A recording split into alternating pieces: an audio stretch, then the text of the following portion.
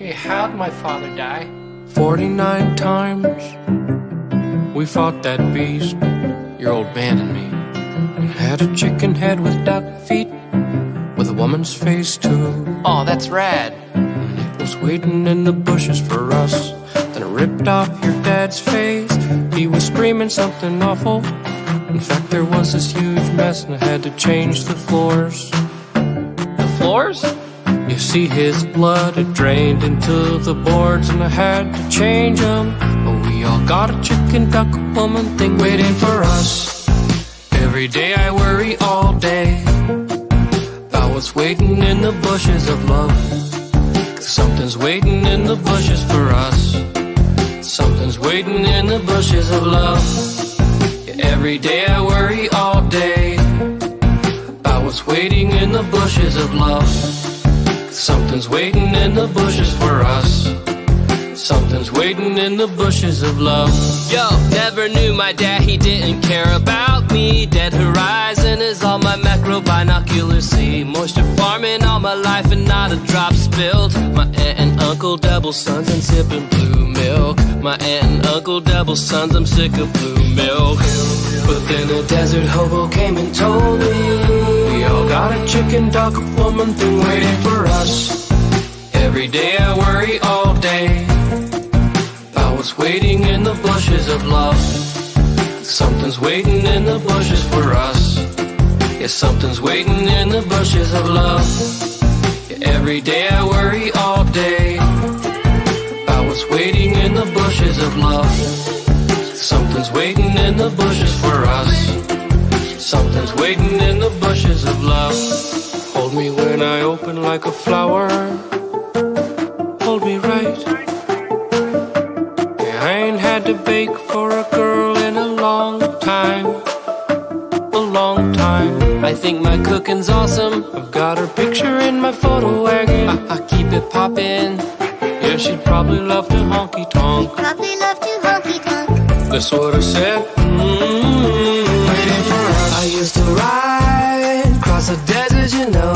I used to glide on my speeder of faith that I don't find, but I don't wanna find. Waiting for me around the corner, oh no, no. Waiting for us. I used to ride across the desert, you know. I used to glide on my speeder of faith that I don't find anymore. Crispy bodies by the door.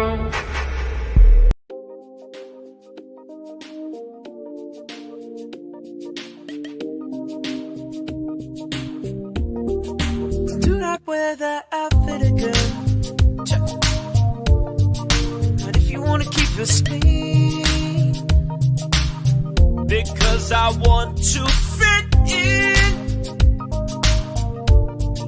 Sorry, you're just not terribly important to me.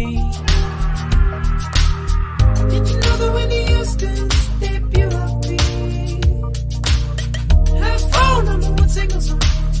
Did you know that, Christy, there are no girls with good personalities? I don't think we should see each other anymore. It never was supposed to be. Gotta return some videotapes. Have to return some videotapes. Did you know I'm utterly insane? I like to dissect girls that ate some of their brains. Gotta return some videotapes.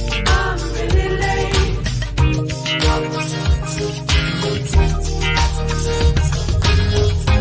I guess I was probably returning videotapes. Gotta return some videotapes. I guess I was probably returning videotapes.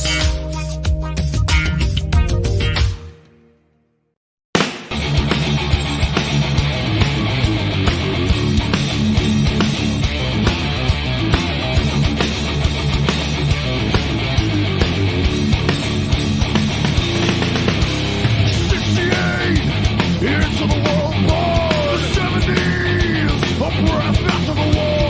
Life was confusing because of my age. Should my eyes open for too far escape? I can't help the way I am. There's no trust and there's no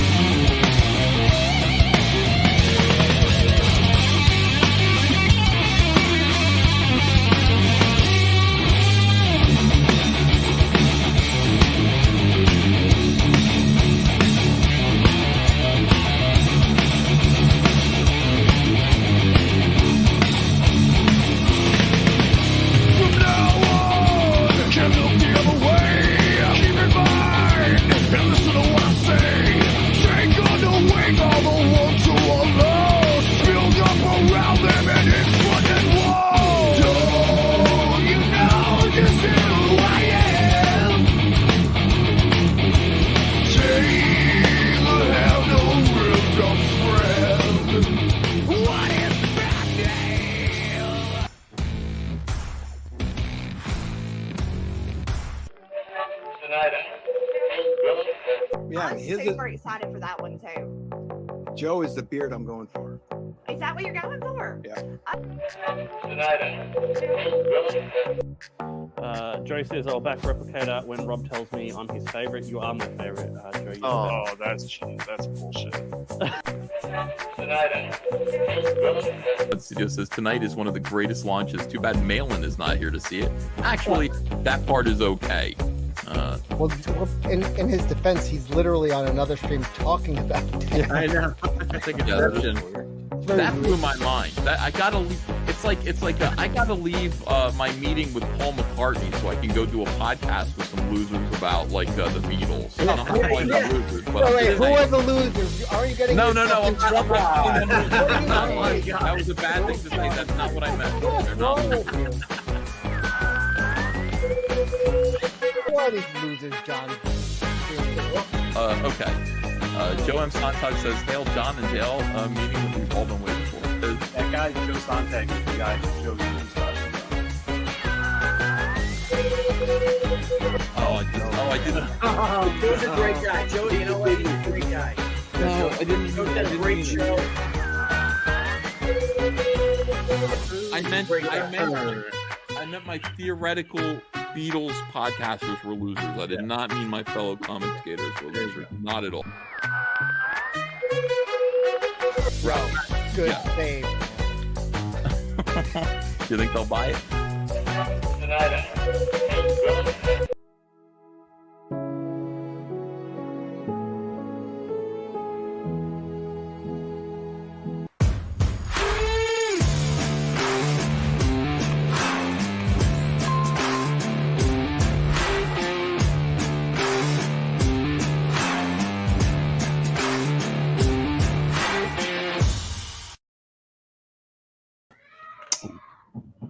Holy shit. Welcome, everybody, to JMS Talks Comics Live. I don't know if you can hear that, but my daughter has a play date today. A couple rowdy boys are rustling upstairs, and every time they run over the ceiling, I can hear it. So I don't know if you guys can hear that or not. So if you can, I apologize, but they're having a lot of fun up there. I'll tell you what. So no worries there. Welcome. Appreciate everybody joining us tonight. Thursday night. I know there's a lot of people streaming. So I appreciate anybody that's here in the chat. You guys mean a lot to me. You really do. We had Darren Wagner in the house who says, much bow. Bow! Love it. Got Ja Root says, good morning. Hail to you, man. Good to see you. Got Chimera in the house as well. Good to see you. B Rose, bros, my man. How's it going, dude? I haven't talked to you in a little bit. I need to get you back on here. I need to jump on your show. It's been a second. Can anybody hear that? I mean, can you hear that? Like, that could be rough. We'll see. We got Pops in the house as well. Neon Todd Studio. Good to see you. Thank you for being here. Jay Lee. Yeah, this is gonna be a fun stream. So right now we've got Steve Dye and Jason Bascom with us. Renie was supposed to be on the show. The last time I checked, she's over on EVS's show. So we'll see if she jumps on or not. If not, I'll reschedule her. And check this out. Guilt is a powerful tool. I will guilt her into doing something. So this could work out in my benefit. So no worries there. We'll make it work. Luke's in the house. Holler if you hear me. I can't hear the text, but I will say hail. I can never hear you, man. Here, we're going to roll, though. We're going to get Steve Dye and Jason on the show. First time I've met Steve. This is going to be a fun show. I'm talking to him backstage. I think it's we're going to have some good conversations. We all know Jason. I've talked to Jason a bunch of times. It's great to have him back on the show. So welcome, guys, to my Thursday show. How you doing? What's up, boys? Yeah, heads up in case I robot. It did a little bit, but also, yes, we can hear that. So it's okay. It's all good, but yeah, it's all good. It was funny right when you went live. It's like, like yeah. Like I didn't think about it until I came down here to stream because this mic picks up like everything. And usually when I stream, my daughter's already asleep and they're on the other side of the house, but she's staying up a little bit later tonight because she's got some friends over and they're just running themselves tired right now. And that's I'm sitting down here as the intro is running, and I was like, "Oh shit!" Like you can really hear that up there. By the way, nice Pantera intro, man. Yes, I knew you would. Dude, like I was like, oh, I'm like doing this. I'm singing along to it because I know. I was like, honestly, I almost did. Yeah. I almost used that one in my Did intro, and I switched it up to "The Underground in America." So yes, that's a great song. Too, yeah, I man. love that song, dude. Yeah, that is a great song. I was trying to find. Then there was so much subtext in the little intro clip right after that. I'll check that with you after the show, probably. But, well done, dude. If I read in what I'm thinking, yeah. Well, I just hail Elliot. Good to see you, brother. It says Elliot? hail everyone, hail the panel, Hail the to chat. Yeah, man, hail the chat. Good to see you all. Yeah, that was just something that was fun. Oh, we got Sumo Thori in the house as well. Hail, brother. Sumo. Good to see you. Hail Sumo. That was just something that was funny because so that happened late last year. Yeah, early last year, and it was the first time that I had appreciated comic book art live. It was the first time I did it, and I had John on, and I think OC Steve was on, and we were talking about Dale's Pit. We were going over every issue of Pit on that series. We did like four episodes of it. Right. We looked at every single issue, and we had been joking on the show about John meeting Dale, because at that time we hadn't seen him actually meet on screen yet. I'm sure they probably talked behind the scenes. And so it just worked out so funny that he was on with Ethan and he was coming to our show anyway, and Dale popped on, and it's like as soon as Dale popped on, John had to leave and came over here.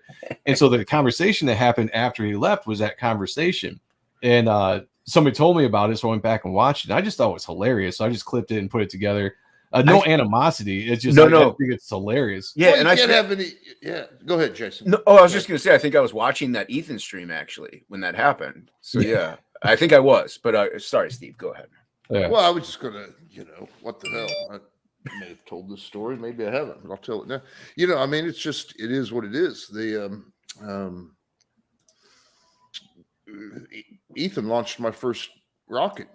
And then spent the whole stream saying the cover sucked and that he'd draw me a new one and it'd all be good, and I knew even in real time that you're not doing that. Come on, boss. I mean, you're a good dude, but you're not going to actually do that. And the cover's cool if you fine. Did, thanks for, you're having me on the biggest platform available, and then you're like saying the covers, so it happens to all of us is what I'm saying. Well, and there's no animal. I mean, I love Ethan, and I mean, I thought nobody it was deserves hilarious. to waltz to success. I got my coattails, Cyberfrog box over there. There you go. There. Yeah, I got some. I got the Salamandroid toy. You can't see it anymore because I have so much mine's shit in now. storage actually because I got so much garbage. Like I had it displayed. Yeah. I've got like so much stuff I've added to the back here that just everything's you could see the Todd McFarlane Batman black and white. I got the Jim Lee version 3 because I missed out on the other 2 black and white, dude. So yeah, and they're in boxes still, dude. I got the Sam Keith one in a case displayed. I got the I don't have the Silvestri one, but the Joe Mad one, dude. I got a bunch of Batman black and white sets. I got so many though I don't have any room for them. So then I just I guess they're gonna go there. I have some I have the Bisley one in a closet, like that's still in its box. Like, man, so but yeah, so there's so much clutter though. Sal ended up in a bin, and he's safely in his box. But I thought it was kind of cool because I had like my Teenage Mutant Ninja Turtles minis, and then I had Sal right next to him. I was like, that kind of goes together pretty cool, Yeah. And it's just like I've got so much stuff over that I just want to display, like the Todd McFarlane and just other things that just now it's just so cluttered. It's just kind of a mishmash of stuff back there. But it looks good. Like it looks dope, good. dude. I got Wayshack next to McFarlane. I got things everywhere. So but it looks dope though either way. Like I don't care. I'm in nerd heaven in my room. Exactly. That was the whole point of putting this together, was just be like, this is celebrating the nerdom of comics, and just showing my love and influences back here. Like that's what it was absolutely about. Influence and inspiration. We got the Splinter in here. Hail. Baz is here. We also got Crazy Mad, if I didn't say so earlier. Houday with his bangles. Real quick funny story. I did a short stream last night. I got Mad Ruth and Crazy Mad mixed up. So I was talking to Crazy Mad about his book. Nice. so now Crazy Mad has to do a book. Now he has to. It's Now you have to, Crazy Mad. You've been talked into it. We also have the Rad here. I don't know if I said that earlier or not. It says, I don't care if I don't have room. I prefer physical copies. Mm-hmm. Yeah, for well, sure. that sounds like a chat discussion, but I'm in favor of that viewpoint. Yes. Yeah, I'm all about physical copies too. I Yes, mean, digital is cool and convenient, but I'm 1,000% about the physical. Because I had this conversation. I can't remember who I was talking to. Maybe it was Luke. I think I had a conversation with Luke Stone on Twitter the other day about physical or digital tiers or whatever. Yeah. And I just kind of brought up the thing that I love about the physical aspect is, one, it just reminds me of why I love comics as a kid, right? Just the aspect of picking up the book, feeling it, which sounds weird, but but everybody knows what I'm talking about. Just to feel the book as you're reading it, the smell of the comic books. Yeah, there's it's a just a tactile. whole, it's a whole tactile experience. enjoyment. It's Absolutely part of it. Oh shit! Let me turn my phone off. Sorry about that. Yeah, you're blowing up, dude. It's the one time you probably were getting nothing earlier. Yeah. Well, Yeah. usually I have it on mute, and for some reason I forgot to put it on mute. Dude, mine's usually on unprofessional vibrate. tonight. Mine's usually on vibrate, and it's on my table, so it goes womp womp, and I'm like, I better. Yeah, that's what mine will do, but nobody's trying to get a hold of me. So, man, mine's mainly vibrate's the setting I use to kind of not be in the mean-spirited misanthrope that I am and interact with the world. I'm like, I'm not going to leave the ringer on, but I will put it on vibrate in case I'm expecting to hear from somebody. Mine's usually YouTube notifications. Dude, mine is YouTube, Twitter. I mean, it's like, it's crazy. If I leave my phone on, it goes off constantly, and my wife is just like, "What the hell, dude?" And I'm just like, I'm popular. I was like, "People love me, babe." I love to tell you. I've got all of that turned off. I'm world renowned. If you have my phone number, you can get a hold of me Yeah. eventually, and that's just about as far as I'm willing to go. All the phone, laptop, whatever. At some point, I had like 2,000 YouTube notifications, and I was like, I don't need this. So. Yeah. Jeez. I check my Twitter periodically, and that seems close enough to civilization as I want to be. Crazy Mazda, Jason refused to do sequentials for me. I guess I'm asking Joe now. I did. I refused. I'm like, I'm on Frog G now, man. I'm sorry. I appreciate you asking me on your first project. It was ridiculous, dude. Yo, what's up, Tank Ferret? Yeah, it was ridiculous, dude. I must have been so tired. I just got the two mixed up, but I wanted to chill. Funny though. Well, I mean, it was. I like that. It's been a good story. It's been rough at work, man, and I was like, I want to just draw nothingness and hang out and chill, and that's what I did. And so I was just zoned up, but it was funny, man. I was cracking up on stream. Got Rick Saylor in the house. Hail, bro. Hail, Rick Saylor. I like sedacious scallywags. That's a nice little term. Is that phrase. okay? I'm not gonna lie. You know me with if anybody knows me, I have dyslexia, and sometimes big words like this with multiple sagacious letters. scallywags. Sagacious. He's using sagacious in a sentence. So that's good. That's impressive. And then scallywags, that's some good old pirate terminology there. So, and it's alliterative. I always, I grew up on, generally, if you read a lot of Stan Lee when you're a kid, you wind up with an affiliate, good vocabulary. Well, and an affection, that to be sure, and an affection for alliteration, and use it wherever possible. So, well done, Tank. That's all I'm trying to say. Read. I've read lots of things from comics to like, Kurt Vonnegut. So I mean, get out there. Vonnegut. I like the line in.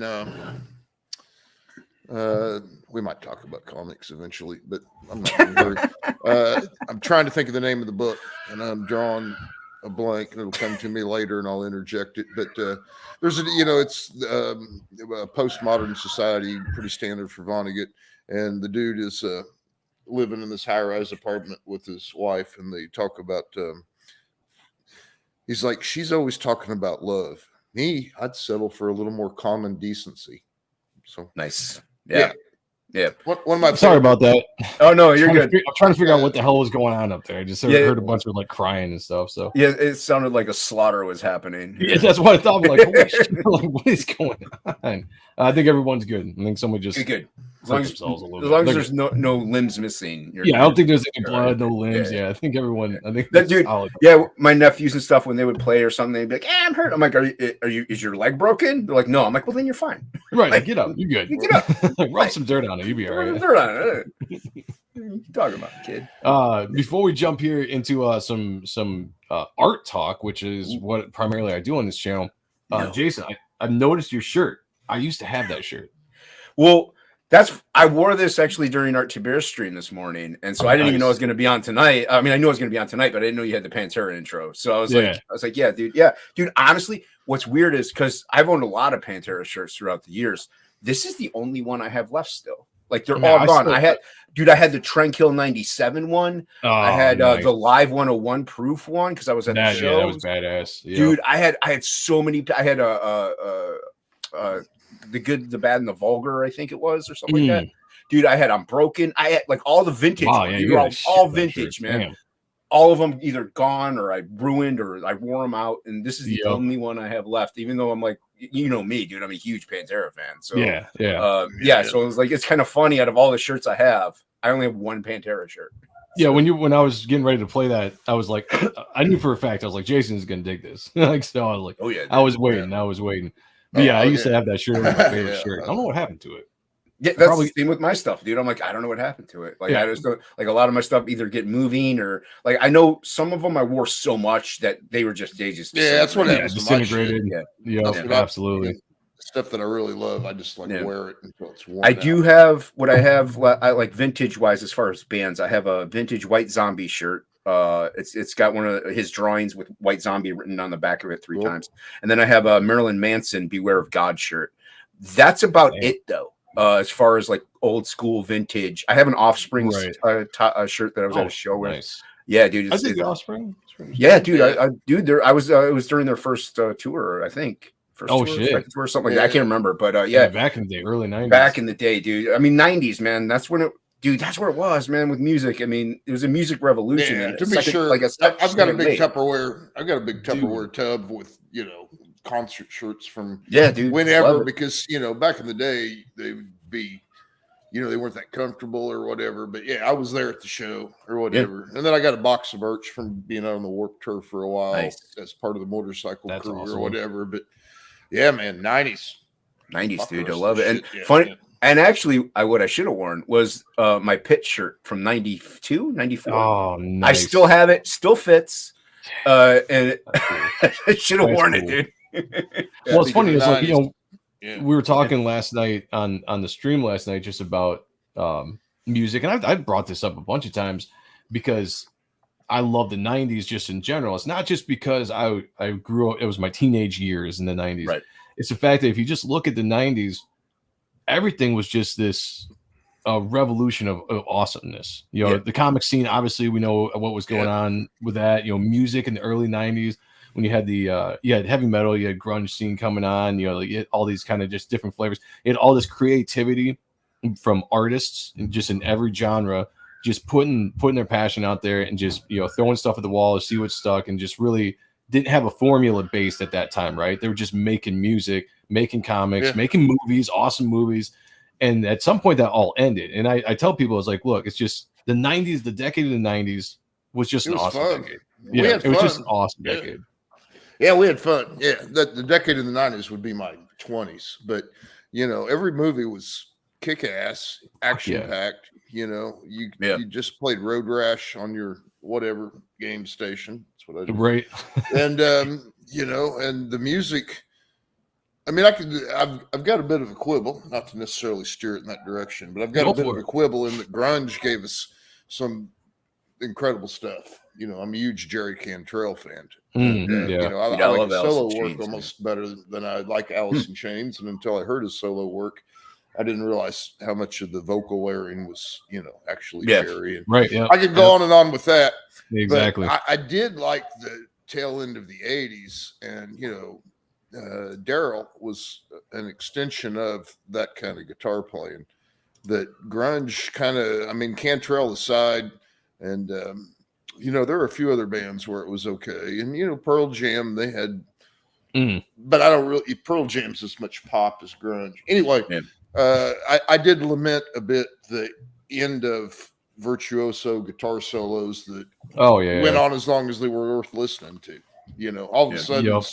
Yeah, Steve Vai and hell, Dimebag might have been out of style, almost. Other than there's the hardcore. I was just going to say, when you looked at the change of the scene, yeah, for sure. And that's what made Pantera so great, is that they were happy being the underground metal Yeah. scene. You know, like, Yeah. they didn't care They about the thrived on it. MTVs. Yeah. Yeah, exactly. Yeah. You know, they also mixed a very grungy sound that was then emerging, but with some virtuoso musicianship.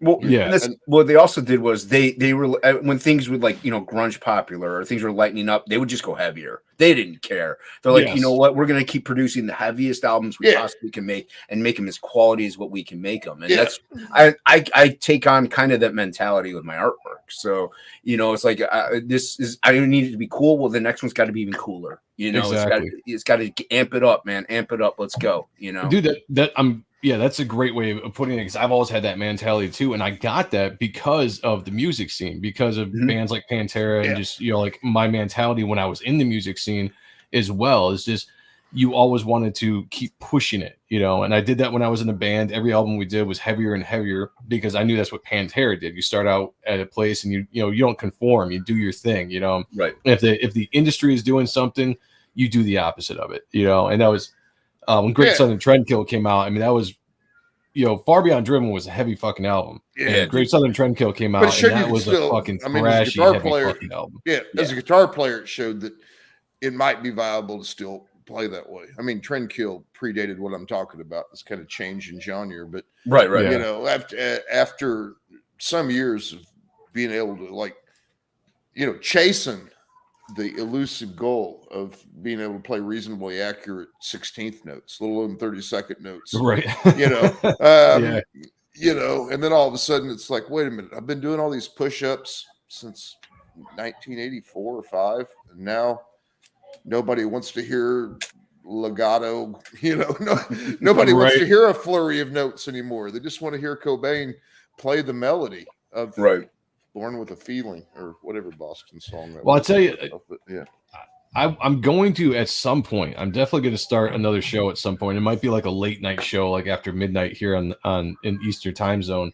But I want to have a show that's kind of music based and talk music, because I get into conversations with a lot of people in Comicsgate that I have on here that were either musicians or just absolutely loved music. It's a fun subject. I know that there's an audience that would like to check that out too. And then there's also an audience that's like, why are you guys talking music? We're here about comics. So shut up about that. But to me, I mean, you had a comic called Heavy Metal. You know what I mean? It's like they kind of go hand in hand almost, because art goes with music, because music is art. 100%. It's kind of a harmony. Like there's a reason why musicians will hang out with artists and vice versa. Like they have a similar like mindset, because we're both creative. We can both do stuff that other people just can't, even though they can do it. They just kind of can't do it. Like, you know what I mean? Like, there's just something there about it that it's like Art even described it. And it's the way I always felt. It's like, it's almost like an addiction, or it's like, you have to do it. Like you have, like he has to do comics.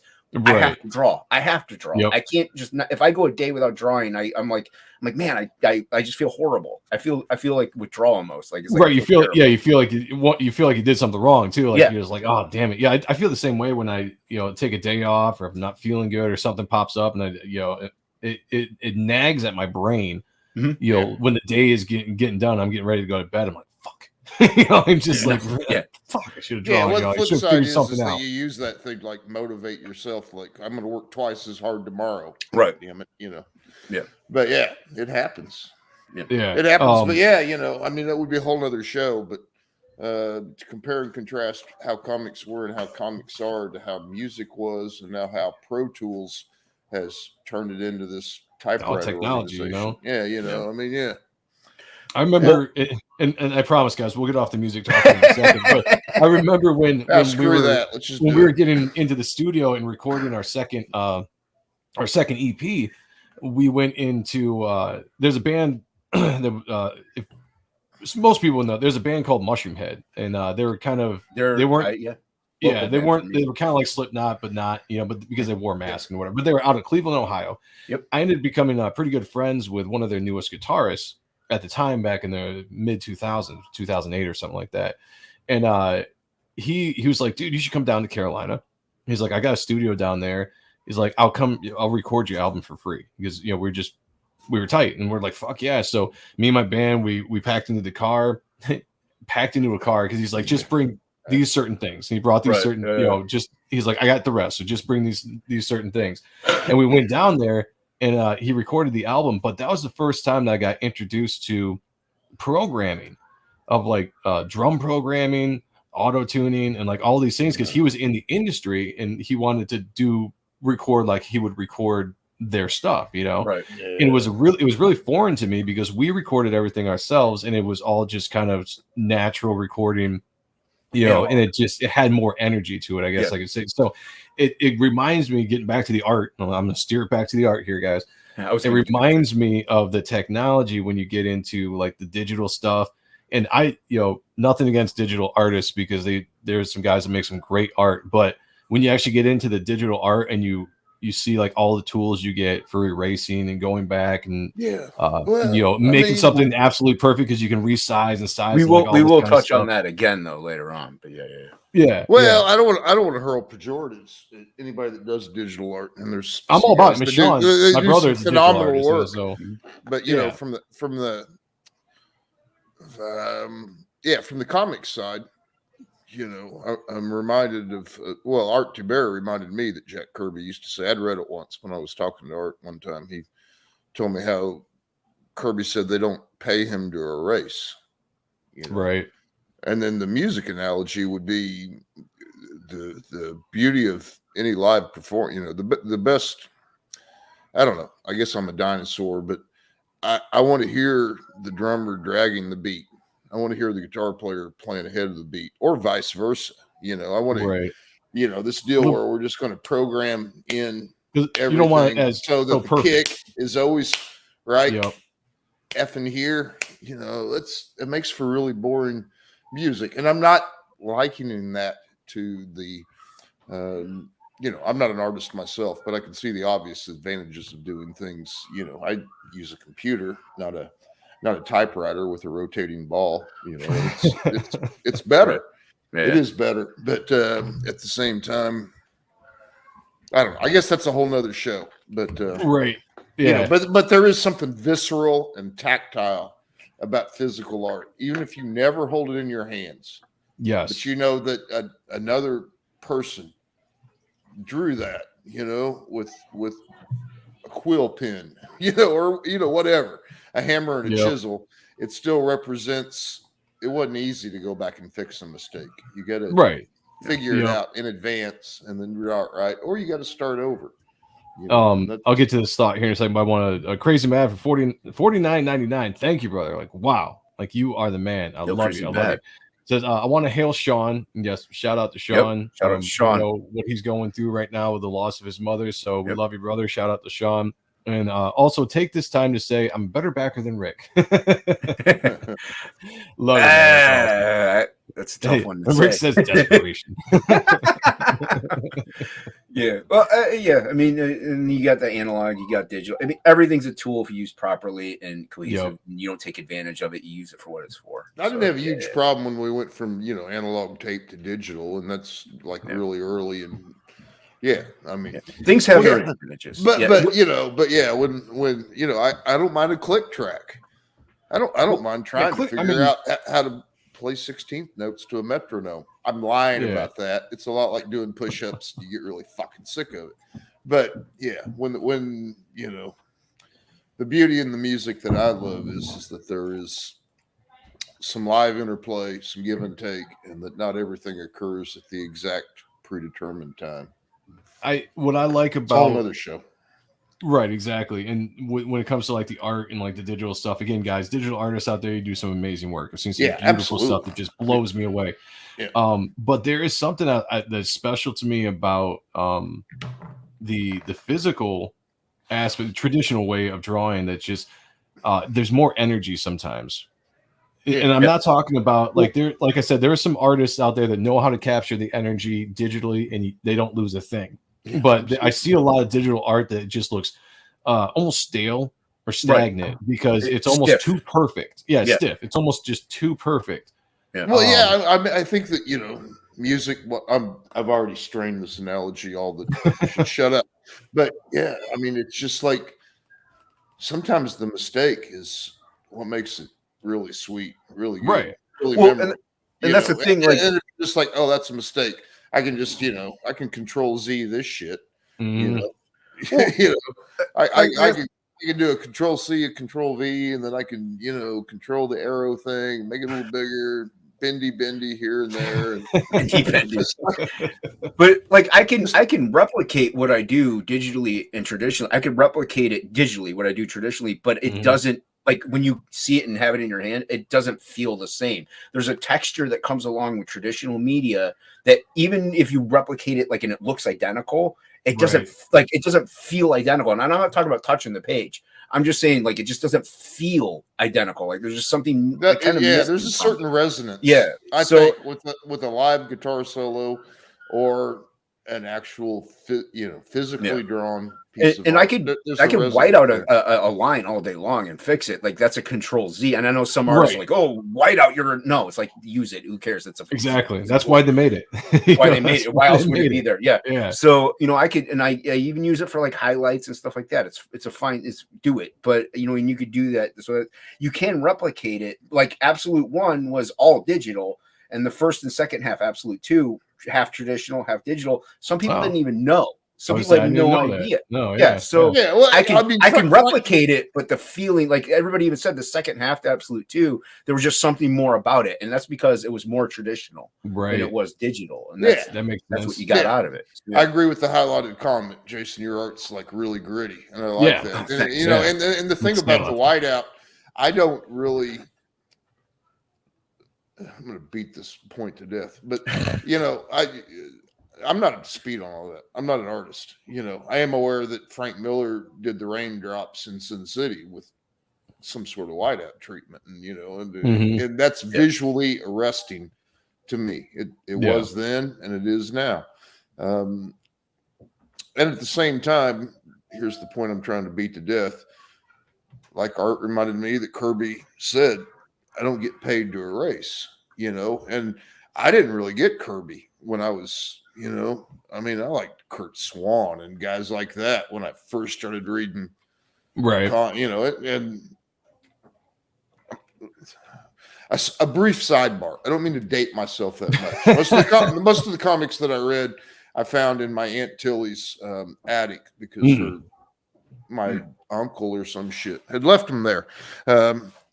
But, I was looking more for that realistic thing. And it was only later that I came to really appreciate Kirby, But I think what makes, it's a little loose. There's some mistakes. Certainly it's not anatomically correct, for fuck's sakes. Yeah. Well, that's what I love about it, And that's what, and it's energy. Yeah. It's pure energy. Pure action. It's pure energy. I was fortunate because I started, like I see in probably other streams, like Ron Frenz was one of the first artists I started looking at because that's one of the first comics I got, but he was very Kirby inspired. So I learned to appreciate Kirby at a very early age. So I was actually fortunate in that regard.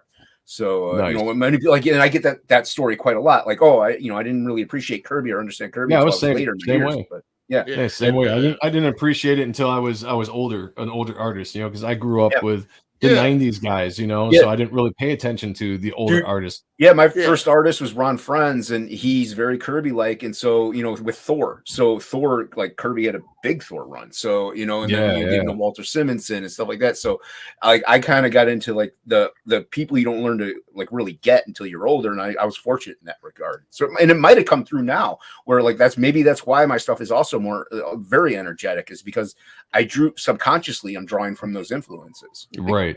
It could be. Yeah, absolutely. We got Jonas Olson in the house. Phil's in the house as well. Chimera said that we're $8 away from a rocket. Yeah, well, I was waving that off. I'm more interested in what we're talking about. And I was getting ready to bring up the campaign and look at it. Bring up the campaign. Let's bring it up. The kid to bring into our music conversation and art conversation with the shill, but. Yeah, I mean, we only have so much time on the show. We probably should talk a little bit about.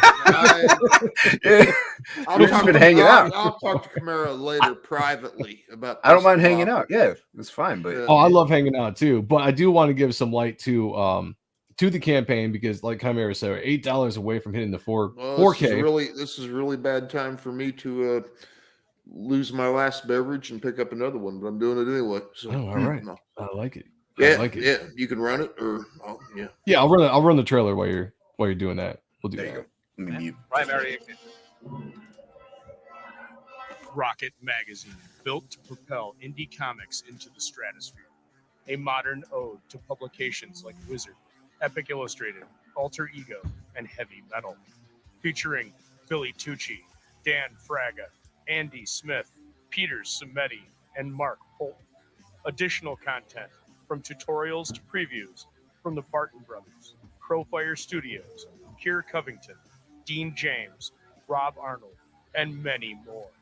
Become a part of the mission. Blast off today, friend. There you go.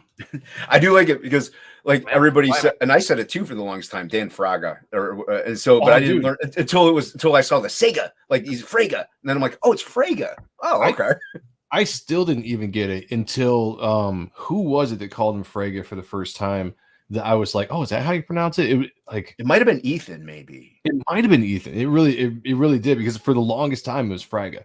Just Fraga. Yeah, I mean, it was Fraga. Growing up in the 90s, it was always Fraga. Yeah, Fraga boom. It took so long for me to actually get my brain wrapped around saying Fraga, because it sounded so foreign to me when I found out it was actually pronounced Fraga. Because I think of a frag grenade. Like, that's what I think of whenever I saw, like, Fraga boom. I'm thinking of a frag grenade. So I was like, oh, yeah, Fraga. Well, in my mind, like I wasn't a great speller as a kid anyway, but when you're reading like Bloodstrike or whatever, and you see his name, in my mind, it just made sense that the AGA was Fraga, like, and that's just, it made sense. It made sense for some reason when we were younger. And then finally, when we finally actually get to talk to the guy, we're like, he's like, no, you guys have been saying it wrong your whole life. Like, okay. Yeah, it's like, it's Fraga. I'm like, oh shit. Got Tarks 9 in the house, member of the channel. He says, great stream last night. Or yesterday. Yeah, that was a very fun stream with Dale Keown and Chance Wolf. Yeah, it was cool. The first time that those guys got together since like 93 or whatever, and talking, like, yeah, that was cool as shit. That was a fun time. Yeah, glad everybody enjoyed it. Replay of that this morning, and that was really cool. Dope. Yeah. We got Edwin in the house as well. Indie Wrestling Aces. Hail, peeps. Hail to you, brother. Good to see you. What's going on, man? So this, as you said in your trailer, you really kind of had the idea of doing like the old school kind of like 90s things that we were talking about with like Wizard and like all that with this magazine. And I think it's an awesome idea, really kind of get the interviews out there, talk about the campaigns and just really kind of, fill that void. Because honestly, I really feel like what we do in Comicsgate is just filling the void anyway. Fill the void of the industry. And one thing that's lacking, like, despite whatever Wizard became later on years, like early Wizard, that's also a whole nother show. But early Wizard, exactly. Early Wizard, was inspired so by cool. Early Wizard. Yeah, early Wizard was so awesome. I remember as a kid, like, I could not wait for the Wizard magazine to come out. Yeah. I almost anticipated that as much as I anticipated comic books, because it was just really cool scores. Yeah. So every bit as much, and that's. I'm sorry to interrupt, but go. I mean, Epic Illustrated, Heavy Metal was in a certain way kind of my introduction into. They had it at the corner store where I went to elementary school. It wasn't behind the counter, so in a certain way, it was my introduction, not really to comics, but certainly to, in many ways, sequential art. Right, the art because it was a lot more advanced than the comics that I'd seen or had read, and. Boobs. Absolutely. Introduced me, I mean, like, Beauties. It wasn't behind the counter. That was cool. But right, exactly. Yeah. Good point. But I guess what I was going to say is that, I mean, there was definitely, I am of a generation where I experienced riding my bicycle to the grocery store and hanging out at the spinner rack, or, picking out the stuff that if mom dragged me to the store, maybe she might buy me. That's what I also loved about Wizard too. Your mom would shop, but you'd be like, oh, the new Wizard's there. And you would just you'd rip open the cellophane bag because you're like, screw you guys. And then you flip it was actually there on the newsstands, which is, I mean, that also is a whole nother show. I mean, the buying and newsstands, stasis. I'm just old enough. I'm just old enough to remember spinner racks and newsstands. Yeah, me too. Yeah. Like when I was a little kid, they still had all the spinner racks in the local grocery store that we would go down to, and I would just spend the time. Yeah, mom would go shopping, and I'd sit there right by the registers, and I'd just be going through all the DC Marvel, the fucking Archie Archie, the yeah, Archie they were Teenage there. Mutant Ninja Turtles at the time. I think it's Archie. Did they do it for a while? Archie did. They did. Yeah. Yeah. So that's what yeah. I remember is like the Turtles through Archie at the time. So Mhm. yeah, just and old enough. I'd like to. I've never been Boobs a are huge good. Archie fan, but I'd Boobs like are to have a little more of an. Well, I know how it works, actually, and I'm about to comment on it. But it's pretty cool that I mean, it's not what I would pick, but right when I go to the supermarket, I could still get fucking Archie Digest, in the checkout line. Oh, I remember those too. Yeah. Well, they're still Forgot there. about that. They're still there. Yeah. Are they still there? They're still there. I guess I haven't paid attention. Well, yet. it's astounding to me because, Archie. I mean, Yeah, let 'cause it's alone let alone an actual corner newsstand. I mean, I didn't grow up in Brooklyn. I don't have any experience with those. But you used to go to the supermarket with your mom, and there'd be half a damn aisle of magazines, and now there's one little partition, and it basically represents two publishers, those bastards that own Home and Garden and that other one. I don't know. Sometimes I know these things and sometimes I don't. But having been involved in mainstream publishing for a long while, the way that corporate America basically works, the way publishers gobbled up all the little guys, put out the mom and pops, and gobbled up the newsstand space. Chicken or the egg? Is that why, maybe that's why the newsstand space is only that. But I have a digital too, I mean, back to evolution of stuff, Yeah, well, Rocket is, it's aimed a bit at a nostalgia market, and it saddens me that people that want to hold something in their hands other than their phone and read is a nostalgia market. But it is what it is. But it's inspired by Wizard. It's inspired by heavy metal, which first showed me boobs. It's inspired by Epic Illustrated, and I really was one of those. Even when it changed to go to the LCS every Wednesday, I was more excited to find a Roy Thomas magazine like Alter Ego or something than I was to, I mean, I was there to make sure I was up to speed on No Man's Land. You got to buy all the Batman titles to know what the hell's going on in No Man's Land. But it's a great story. Chuck is great. But I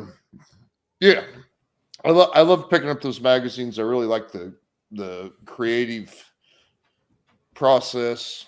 I got to come up with a new way of saying this because I've probably said it on 8 different shows. But I'm the guy that back when DVDs were a thing would buy it to watch the making of videos. And back then, for sure. How did they do the stunts? I loved it. I would obviously watch the stuff about the soundtrack. It's like all these creative aspects go into it.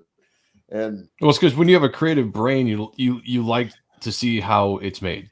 That almost sometimes becomes more interesting than the actual product when you actually get into the behind the scenes of it all. And I was exactly the same way growing up. And that's why you bought Wizard, though, is to get those behind the scenes. Well, yeah, exactly. It always was to me. Yeah. And then when Wizard, I was a comics reader well before Wizard debuted, and I was like, holy hell, look at this, and they would give me interviews and previews and kind of an overview of what was available out there. One of my favorite artists became Michael Turner. I saw him in Wizard. Yes. I came to know who he was through Wizard. Yeah, and then I, he became one of my favorite artists because of the stuff he was doing with DC when he had that run. Oh yeah, he did, yeah. But I also went out and bought all this other stuff because I'm like, now I'm a Michael Turner fan. So it'd be cool if I could do that with Rocket. Basically, I mean, I like the idea behind it for sure. I don't know if the market supports it or not at this point. Well, I mean, quite honestly, I shouldn't say that, but mean, it's just got to give it time, to see how it goes. I guess it's one thing I noticed when it comes to just crowdfunding, it just depends on just what hits with people, because there's the popular stuff, there's the niche stuff, and then there's just like let's try it and see if it works kind of stuff. Yeah. And you never really know what people are going to dig. I mean, that's the thing, at least to me. Like, I don't see any kind of research out there that says one way or the other, if you do this specific thing, it's going to be successful. It's it's interesting that you say that. And I agree, Rick. I would love to have Shelby Yeah. in the next book. I would love to, and Yeah, I would Shelby's love for dope. there to be a next book. But He's the man. it's interesting that you say that, Joe. In that, to me, the underlying theme, to digress, it's called Rocket, so that I have some. I don't want to call it departments and features. I want to call it orbit. I want to have a theme. And Get a new departments and features magazine today. Well, I mean, rolls right off the tongue. The underlying theme of the first issue was, it was kind of like the most OG guys who push crowdfunding to a higher level. Not, right. Obviously, I asked Ethan, and he was like, "I ain't got time for that shit," But so far, So then he always acts like I don't ask. I ask him all the time. But it had Art T. Bear. It had John Malin, who was everything that happened around John and Jawbreakers. I mean, this is ancient history, but it was a pivot point in kind of things. Yeah, for sure. Seeming more viable to not just the consumer, but a lot of creators and so forth. But anyway, there was a theme in the first one of It's the First Guys, and there's a theme in this one where it's like Billy couldn't actually get he shopped at the Image. He shopped it to everybody. And they were like, yeah, hot chicks, swords, that'll never work. So he did it himself. And I'm sure he's very, very happy. Yep. He did it himself. Had a lot of success. But there's Dan Fraga who broke into comics absurdly early, in a certain sense. Maybe he was making coffee, maybe he was drawing stuff, but he was on the ground level. Yeah, at an absurdly early age. But then later on, he made like videos for MTV when that was a thing. What I'm getting to is these are all very different success stories. There are any number of ways to succeed. Right. One way that you don't succeed is to not put in the work. Yep. But I like, some of these guys are very big names. It is my pleasure and my privilege to be able to chop it up privately, one-on-one with a guy like Art T. Bear, or Billy or any of these other guys for a couple, 3 hours sometimes. I wish I could fit it all in the magazine. But these are very name brand guys. And at the same time, I've got a guy like Keir Covington who was in super fan art, the fan art section of the first mission. And I mean, not that it had anything to do with him being in there. It's his talent and his perseverance and its drive to succeed. But now he's working on King Cryptid for Peter over at Alterna. And, there's various levels of success. There's any number of ways to find your way down that road if you put in the miles to make it work. And that's the overall underlying theme. And I will now shut up mercifully. No, I think it's an awesome idea because it's always cool that the big guys, you get to read about the big guys, but it's also cool to read about the up and comers, right? Because as much as Comicsgate has the big names in it, and we're always wondering what's the next big industry guy that's going to come and do their thing here. There's the majority are up and comers that are really putting books out in Comicsgate. So it's cool that you have represent these guys. Just like having Dean have a section in here where he's just explaining storytelling. Yeah, like Dean that's knocked awesome. it out of the park. And I'd circle back around to that. And, yeah. Well, I mean, he did staying right on that. He really knocked me out with. That's just a portion of it, but a lot of artists are great artists. They can really draw, but they can't really explain what it is they're doing. And Dean did a great job of explaining every step in the process, how to build tension, how to get to that page turn with how he explained it in words, which I'm no offense to any, no offense, Joe, but not every artist. I mean, you can. I'm pretty sure we haven't had that experience, but he could really explain what was going on, and he's kind of knocking my page count out. But Well, yeah, I I mean- mean, it is very much. I'm stealing a little Billy's spotlight. I'm stealing a little Dan's spotlight, so that I can, shine it over on JT Platt with his the Time to Die.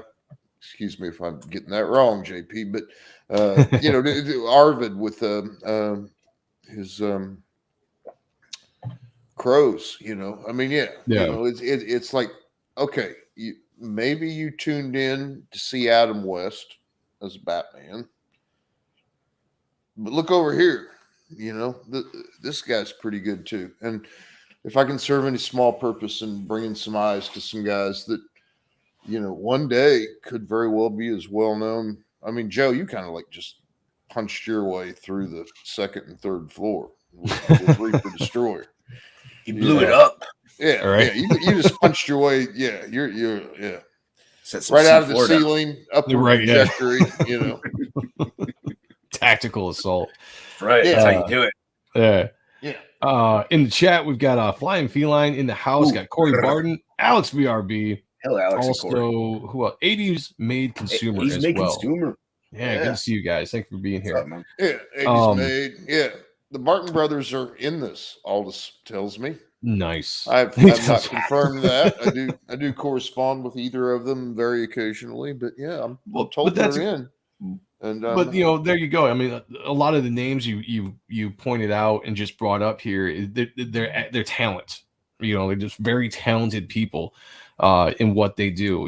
And yeah, kudos to Dean for putting out this section here, because it's not the easiest to explain how to draw. Right. And I found that up myself. I know what I'm doing. And people are like, well, you should do like lessons or something. My wife is always pushing me to do some kind of like tutorials for the channel for content. And I told her, I was like, I could do that, babe. I was like, but honestly, there are sometimes I don't know how to correlate what I'm doing to someone that doesn't know it. I can sit here and talk about page turns and panel layouts and things of that nature. But if you're breaking down like light sources and why you render a certain way, sometimes it's just like, I don't know the words to come up with. Like, I'm not a teacher, so Right. anybody that actually can sit down and teach, I think is awesome. And Dean doing this, that's great. That's great. Yeah, I was super happy to get it, because again, I mean, more all power to some people having an innate talent to, just do something without necessarily needing to be able to explain it. And that's usual. I mean, I can never get straight the left brain, right brain. Right. Yeah. But yeah, to be able to do both. Yeah, I was blown away by what he submitted. The art was great. He's obviously growing immensely, and he's already really good as an artist. But, he's one of those guys that everybody talks about. Like I hear his name. Obviously, you hear the Bartons, you hear Jason's name, you hear Dean's name. I mean, there's so many. Like again, there's so much talent. And I said this last night on the stream when I was talking about competition. And my stance, and I'm very vocal about my stance, is that I'm a very competitive guy, and I think that friendly, healthy competition is great because it pushes everybody to do their best on what they're putting out. So, if I'm doing something I'm very proud of, and somebody posts something on Twitter, or a new book drops out, like somebody showing their new designs or whatever, and I see that, and I am instantly in awe. I'm just like, fuck, like, wow, that is badass, and then in my mind, I'm like, I'm gonna do better. I gotta do better. Like I'm gonna do better, and when I get my stuff out there, it's going to destroy that shit, and not in a bad way, because I have love and I want them to succeed. I'll support them and all that, but it's But just you're gonna crush them. Yeah, I'm gonna crush them. Exactly. Yeah, eviscerate. Yeah, exactly. And it's the competitive nature, and that's what it. In the 90s, that's what drove the comic book industry, because you had DC and Marvel that was kind of getting stale with each other, one and two, and then Image comes through and just blows everything up and forces people to compete again. to put out their best work because you have the new kids drives on the block. a healthy business. It does. Yep. Because it'll help businesses thrive. It It'll bring absolutely capital. does, and it also engenders encourages a drive to better yourself and make yourself better. This is I've talked too much on this fucking stream already. Damn it. But I mean, this is one of the things that really I'm a third generation motorcycle racer. Nice. I raced when I was 5 years old. I haven't raced in 5 or 6 years, but it got really stupid to be racing at my age, but I still ride all the time and I hang out at the track and we just give each other shit. That is exactly how we did it. And I, not to get off on the music thing, but I jumped a few ramps here and there on the Warped Tour and hung out with all the guys from like Strung Out and, all the Fat Wrecked Chords guys and all that. And all they did was give each other shit. That's all they did. And there is a little bit of a disconnect that bothers me just a bit in that. You think this rant's just getting going? Hang on. Just do it. Yeah. Just do Well, I mean, I put out a magazine that I'm trying to showcase other people's works, turn some people onto some things and so forth. And I got to say, I've received a lot of support from some rather well-known gentlemen who are, kind enough to entertain me. And at the same time, there are also some guys at the more ground level where their reticence, it's like, oh yeah, but dude, you've got an active campaign and I'm getting ready to launch a campaign. So blah, blah, blah. And I'm like, I'm not doing a comic book, first of all. And second of all, just is competition. When did that become a bad thing? When did crawling your way to the top become a bad thing? Put out the best product you can. And the chips will fall where they may. Slap leather. We're born into competition. I mean, when I was a kid, it was all about competition. Like who could run the fastest, who could jump the highest, who could get the prettiest girl, when you're younger and all that kind of stuff. Competition is great. It makes you strive to be your best, and the whole, I've heard the argument before when it comes to the crowdfunding game, kind of probably what you're touching on, Steve, is those people that are worried about the piece of the pie, right? There's not enough of the pie to go around, and in all this kind of aspect when it comes to people's money. Well, put out a good product, put out what somebody wants, and they're going to back it. Nobody's going to be like, man, it looks fucking awesome, I'm never going to back it because I'm going to back this one. They might back it later. They might try to figure out, how the best way they can do with their money. Cause I know money is thin, but put out a good product and people are going to get it, hands down, period. Yeah. I mean, the work will speak. Yeah. Yeah. Yeah. I know. Yeah. There's, it's not a finite pie. And if it is, fuck it. Let's all give up and do something else. Because I mean, you earn your piece of the pie, and the pie grows. Even in a contracting economy, in a lot of ways, the pie continues to grow. You can carve out your piece of it, and because you're not entitled to any of the pie. You know what I'm saying? Like you got to go out there and earn it. So just because you get into the crowdfunding game or you got a book out there or whatever, and you think that it should be supported, you still have to put the best product out there. You're not just going to be like, hey, I got a book, guys, so come and support it. Come and get it. Come and get it. And that's just what it's going to be. Like you actually have to go out there, put the work in. We talked about at the beginning of the stream that, Ethan was like, yeah, we'll launch it, man. We'll make this happen. And then he was like, oh, well, this cover is no good. I'll do another one. And then in the early days of the campaign, I got more DMs saying, I'm going to back this just as soon as I see the new EVS cover. As I had backers. That is not the point. And that ain't nothing to, it is what it is.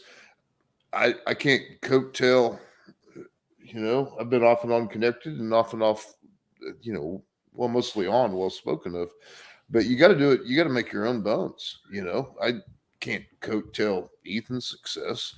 Nobody can. Right. Absolutely nobody can. Everybody's got to put out their product and let it survive in the market. And if it doesn't, it's on to the next mousetrap. Right? Paulus Art says, you know who complains about competition? Losers. That's who. And who is it? Somebody the quote I was looking for in my head. I was going to say it, but I see it in here in the chat. I was thinking about, from The Rock, the famous line, Sean Connery, your best. Losers always complain about their best. Winners go home and fuck the prom queen. Yep. Absolutely. Yeah. Words to live by. Yeah. I mean, doing this magazine, it's like, I sometimes I feel like I'm in the right place, and sometimes I don't know. But yeah, I come from a background where we hang out in the pits, and I'll help you fix your bike, and then I will knock you the fuck down in the first corner. Exactly. Yep. Oh yeah, Yep. your front brake's jacked up. Let me help you fix this. And then, I will saw your front wheel off. Another line I was looking for, and Jeremy knocked out of the park, says, crush your enemies, see them driven before you, and hear the lamentation of their women. Yeah. All that is great. I love it all. Love it all. Yeah. Well, yeah. I mean, I'll help anybody any way I can, and then I'll try to crush them at the end of the day. And if you think, and it's the same thing, you're like, it's because when you watch the Kings or whatever you want to call them, they have a healthy competition between each other as well. You better believe that as much as they're supporting each other, they are looking to see if, I guarantee you, Ethan is sitting up there as happy as he is to see guys get 100K, 200K, but he's just like, but they didn't hit that million mark. I still got that, then that's the healthy competition, I don't want to live in a world where that's not human nature. Right. I love family that. nature, Exactly. Yeah. And somewhere along the line, I think it was just like, let's all just be happy to exist. Let's just get our stuff out there. Let's not compete against each other. Like, no, motherfucker, let's compete against each other. Let's do it. Yeah. Let's help each other and let's beat each other's brains out. You can do both. You can absolutely do both. My closest friends are the guys that give me the most shit. And in turn, that's the way it should be. Yeah. They didn't care about you. Yeah, exactly. Paul says that's why Malin is the champ. Champ. And he proved it. Proved it on the 31st. He did. Malin's a solid dude. That wolf ate that cat, man. Yeah. I was disappointed that I missed all of Fragtober this year. It's just the random day thing just really messed me up. Yeah. I caught a couple. I was on 2 of them. I got lucky to be on 2 of them. One solo, which was weird. But nice. It was like nobody else was there. I even said, I thought more people would be here. Frank was like, yeah, I thought so too, but it is what it is. I'm like, yeah, it's cool, but I got to hang out. So I was like, that's dope. So yeah, it was one of those things where I was like, cool, like this, if I see it, I'll jump on. But I swear, every single time that he went to stream, I was already doing something, or I was hanging out with the family, or there was something going on, and I was just like, fuck, he's going live in 30 minutes, and I'm not going to be able to do it again every time. It's like, shit. Yeah, it was good. It was a good one. Yeah, but I do like the shorter time frame, like the 13 days. I think that's smarter. Yeah, I like that. It was a good concept. Not as big of a commitment, because that's dude, 31 straight days is brutal. Spencer, Rooster Puncher, he did a Death Curse Comics. He did he called it Jalloween, because there's the director did horror movies, and so he was doing a trading card based on every horror movie. So he did 31 days straight. I'm like, dude, you're insane, man. That's a lot. That's a lot, dude. And I know we say draw every day, and we mean it, but we're talking about also working on your projects and right, not necessarily just streaming the stream to draw. That's brutal. That's a marathon. It's crazy. Yeah. I participated in Inktober, I think 1 year, every day, and then after that, I was like, I'm never doing this again. I don't think I've ever done. I tried to do that. The first time I discovered what Inktober was, I was like, cool. I'm fuck yeah, let's do it. And I tried it, and I was just like, nope. Yeah, it's not gonna. It takes its toll. It really does, man. The only thing I'm doing 31 days in a row is making coffee. There you go. Yeah. Hands down. Right. I can get down with that. Hail, Charles Rivas. Good to see you. Yo, what's up, Charles? We also got the Roy Haylock, Tug's web guy. Yeah, he's been around. Yeah. Nice. I don't know if I've seen you in the chat before, but welcome. Hope you I've enjoyed the seen show. Hit the like, subscribe. Hit the bells for notification. Hit the bells for notification. Hit those Absolutely. bells. That's right. Speaking of competition, which is I love the subject that we're on here.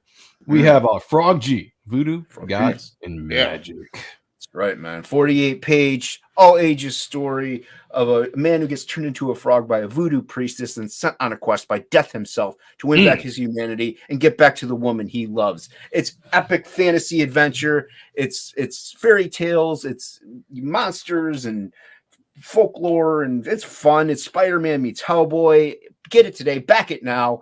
Only on Indiegogo. You can't search for it because we're shadow banned, but you follow the links and you can back it. Yeah. So that's another subject. That's another subject right there. Altogether, yeah. Altogether, like that sucks. But aside from that, on all that garbage, man, it's a That fun was book. well done. I need to. How do I timestamp a live stream that I'm in so that I can listen back and just be like, I just need to do that. Well done. Inkspots and I, we kind of have it down to a formula with the pitch because we want to get to the beautiful artwork, the great story. Yes. Like I said, it's a fairy tale, it's a average, but it's kind of with a different spin on it, So it's something we want people to just delve into, look at the artwork, appreciate the fun, like exciting adventure that you go on whenever you're reading this. And you got, the gritty line work that I provide in Inkspots is beautiful colors over. I mean, just we're a great team, we really are. It does. True collaboration. Yeah, one thing I was going to say about the art, specifically with this page, like it really reminds me. And I've said this before. I mean, your art style reminds me of Sam Keith a lot. Amongst other artists, but like I see like the cool. I don't know how to describe this, but like quirkiness is not the right word, but like Sam had like a specific style that was all his own. Like, you could always tell it was Sam, no matter what, when you saw it. Yep. Same thing with you, Jason. As soon as you see your Jason's art, really selling the you know exactly. expressions. Yeah, you know exactly it's your work. So you have your own style, uniquely all to you. Nice. And this reminds me of like the what was that fucking cartoon shit that MTV did back in the 90s? Oddities? Liquid Television.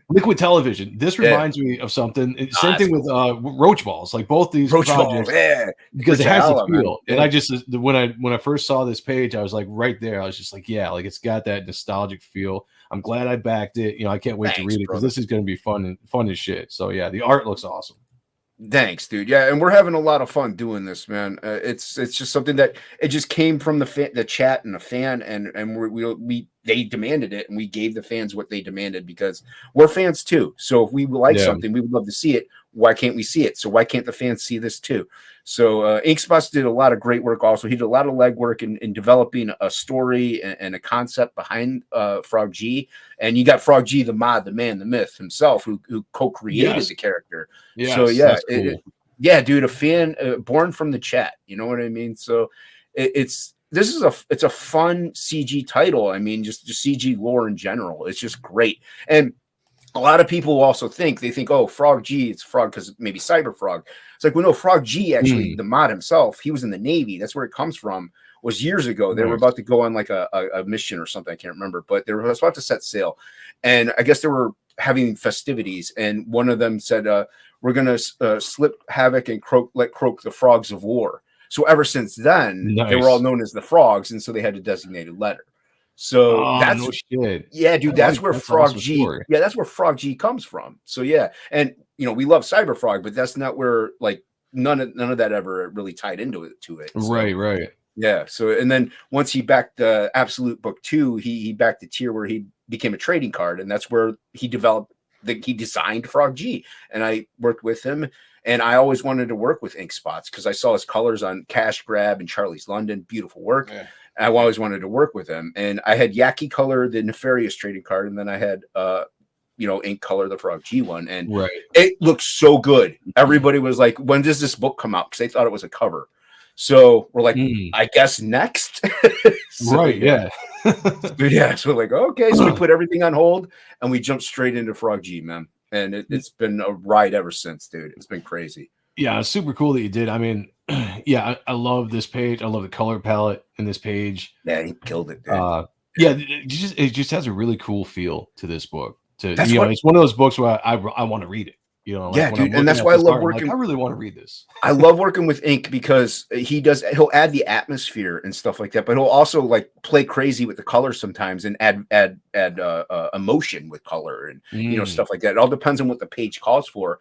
He'll do it, and it's just we're a great team because we really don't limit each other. Like he'll put eyeballs on the bottom of a page for no reason just because he likes doing it.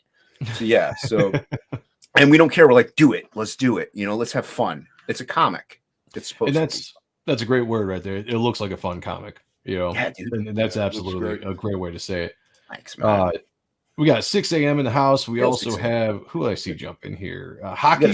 Hail. Good to see both you guys. of them are on this campaign. We got a 6 a.m. sticker and a hockey trading card. Yeah. Oh, nice. Yeah. Nice. I got a story about hockey in a second.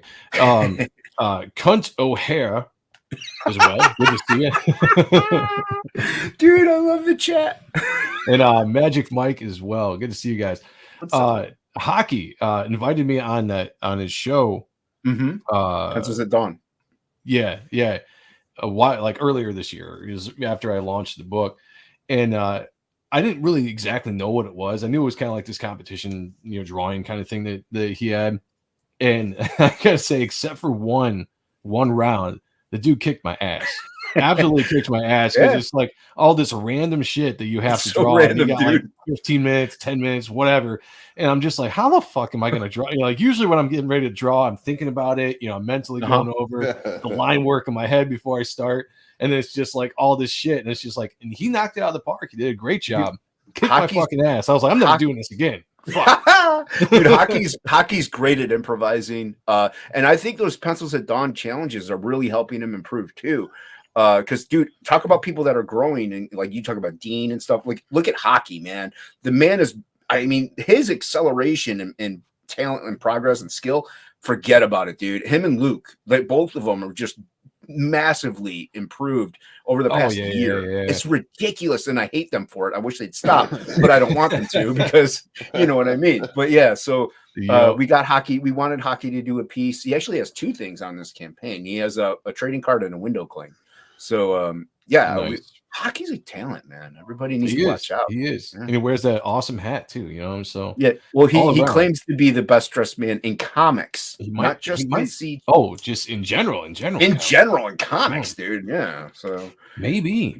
Well, I need to test that out. We got all this as well. Hail, brother, member of the channel. Appreciate you. All this is on both these campaigns, but he's all over the place. All over the place, dude. And that's the thing with Frog G. Also, we wanted to get our we hang out with talented friends, and we have friends that are like just insanely good at what they do. So why not hire them? You got hockey, you got Luke, you got Irene, you got Matt Barr, you got Dan Plagle. Like, we like look at this, Matt Yackey, Matt Barr. Look at that cover. Like that's awesome. Supplemental cover, gorgeous, dude. That's beautiful. Crushed it. Yeah, it's awesome. So why not work with people that are really good? We're friends with them. Pay them to do their work that they do so well. So yeah. And then this is the supplemental, some supplemental pages. With this one though, InkSpots is drawing it, and I'm inking it digitally. So you get that absolute vibe that I had back in the day, but you also get to see the InkSpots flex his illustration muscles. I was just about to say, like, when I was looking at this, I was like, it looks like your stuff, but also doesn't look like your stuff. Yeah. So it's a combination of you two. All right, that makes sense. Yeah. I like. And this is what, like, I was going to say about digital and traditional. This is where it comes into play. Is like, used correctly, you can make it great, because everyone knows, well, anyone who knows me anyway knows that my vision is going. It sucks. So I kind of lay out a lot of stuff in digitally, and like just the outline, and then I'll print it up and ink it traditionally. So like you can balance that. Yep. Yeah. So you can balance the two and have it a cohesive thing. This one, InkSpots is penciling a lot of it traditionally, scanning it in, and I'll just ink it digitally just to keep that flair. Yeah, actually, I got into that earlier this year. I've done a couple commission covers for people where I've actually decided to go do the layout digitally, because it was like quicker for me for some reason than to actually do it on the paper, and then I would print it out and I just ink it traditionally, so it still had that feel and energy. But I found it sometimes easier to do the layout digitally. I don't do it every time. It's just whenever it's just random. When the piece calls for it. Right. Yeah. Like I did that for B Rose. I did it for who's the other one I did it for? I can't remember. But I've done it twice now. And, Right. and both times it worked out pretty good. So Yeah. there is Yeah, a and- benefit for sure. Yeah, and since I can't see blue line or really pencil all that well, really, it works for me. It makes it so I can actually draw the way I want it. And that was Irene's cover Gotcha. right there. Oh, this one, nice. Yeah, that's Irene's cover. It's being colored by Billy Basco. Oh. Right now, it's looking gorgeous. He's doing a bang up job, bet. dude. Yeah, I dude, it's bet. looking killer, dude. And then, colors. dude, Basco's a beast, man. Yeah. Now this one, we thought this was the reason for the shadow ban, which Shane, like I was. Oh, because the severed head and the titties. Yeah, well, mainly the severed head. Shane said, because I was super chatting him on his stream, and he was like giving suggestions. He's like, it's probably that, but ink covered up the boobs anyway, even though they're closed, Just in he was case, like, yeah, just yeah. in case. And now we're still shadow banned, so who knows? It's probably a CG thing. We fully don't know. We're not going to go into it, but so we did cover it up. But that cover is gorgeous. It's Yeah, one of my awesome. It's Duplagel's him.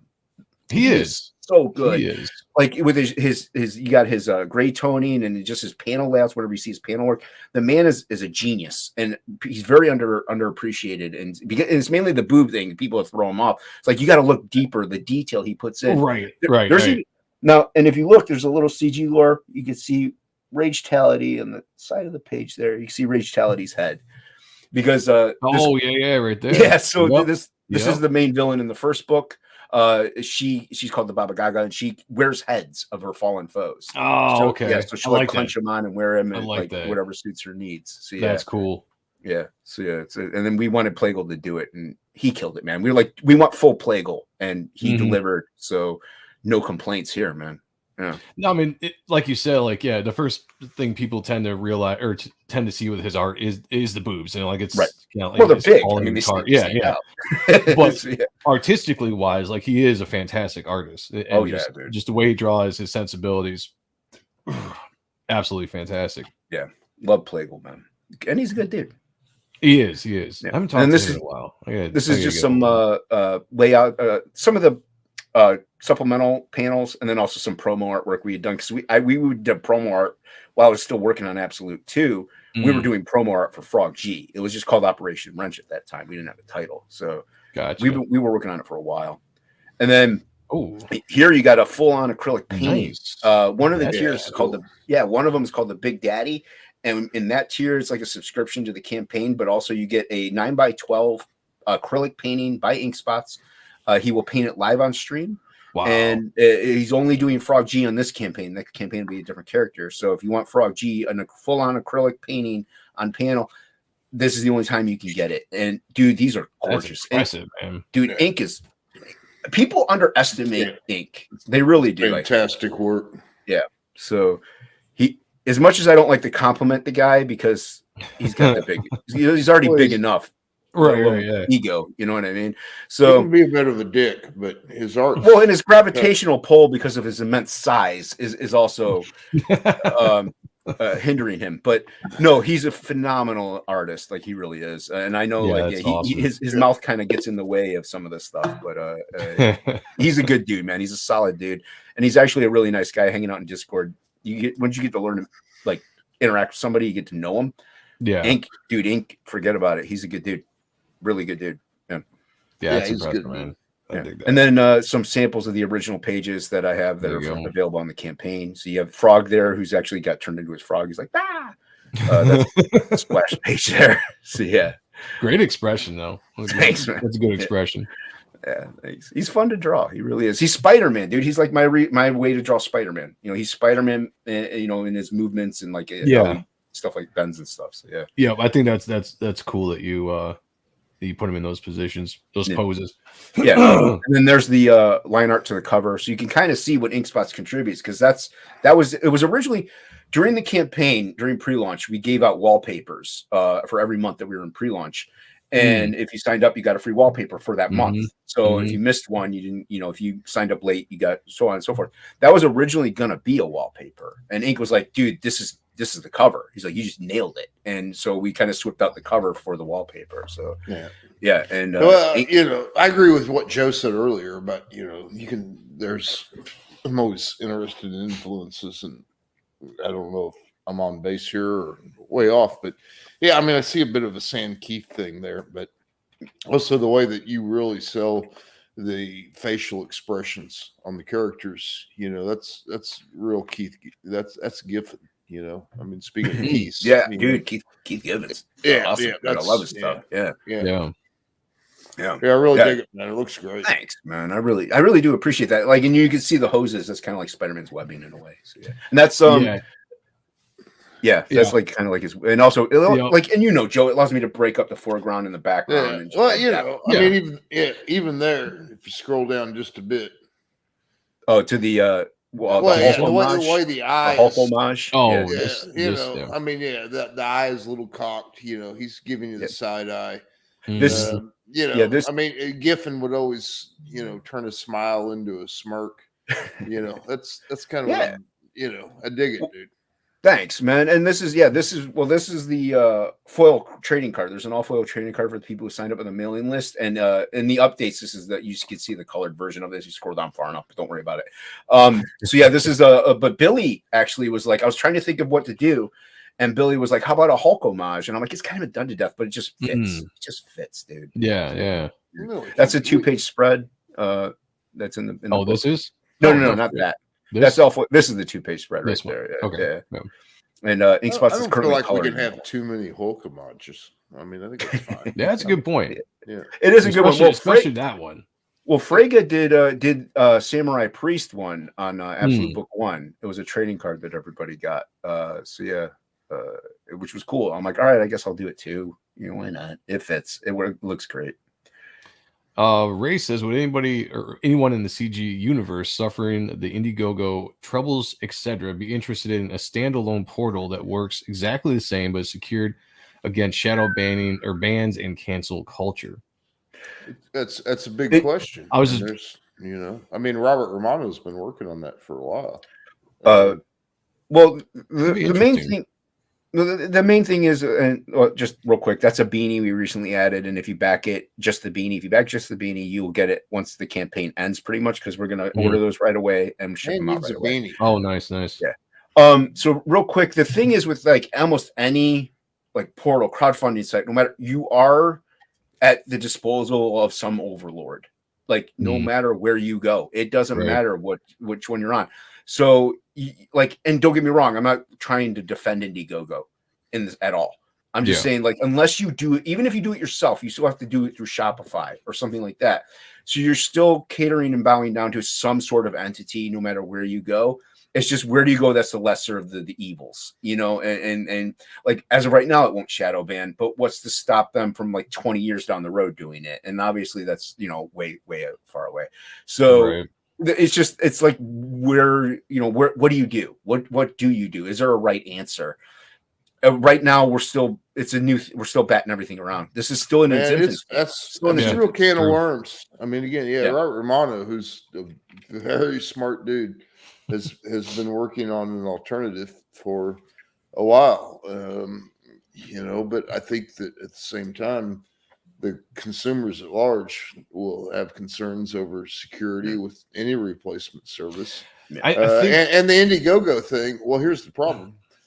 Yeah. Sorry, but let me just put go this ahead. out. The Indiegogo thing is probably actually a coding issue as much as anything. And it could be. I don't know that they actually have some.